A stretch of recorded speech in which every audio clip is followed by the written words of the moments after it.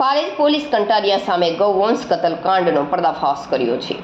Palej police station inspector A Chaudhari અને surveillance સ્ટાફને સોગરસા પીરની દરગાહ સામે આવેલા અડાણામાં ગૌવંશની કતલ થતું હોવાની બાતમી મળી હતી. આ બાતમીના આધારે દરોડો પાડી જાવેદ ઇસ્માઇલ ઝીણાને સ્થળ પરથી જ કતલ કરેલ ગાયના આશરે 70 કિલો ગૌમાંસ સાથે ઝડપી પાડવામાં આવ્યો હતો. પોલીસે સ્થળ પરથી કતલ માટે બાંધેલી 3 ગાયો અને 2 વાછરડા, 70 કિલો ગૌમાંસ અને મોબાઈલ ફોન સહિત કુલ 62,000 રૂપિયાનો મુદ્દામાલ જપ્ત કર્યો હતો. આ ગુનામાં જાવેદ ઇસ્માઇલ ઝીણા ઉપરાંત મહેબૂબ ઇસ્માઇલ ઉમટા અને ઇલિયાસ વલી વસેરીની પણ અટકાયત કરવામાં આવી છે. સિરાજ ઇસ્માઇલ ઉમટા અને ઉદય ઉર્ફે ઉદયસિંહ વસાવાને વોન્ટેડ જાહેર કરાયા છે.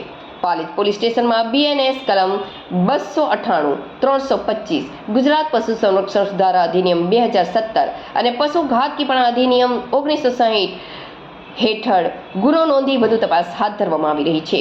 પોલીસે આરોપીઓને તપાસના કામ અર્થે ગામમાં વરઘોડો કાઢતા લોકટોળા ઉમટી પડ્યા હતા. સાથે જ પોલીસની કડક કામગીરી જોઈ ગુનેગારોમાં ભયનો માહોલ છવાયો છે.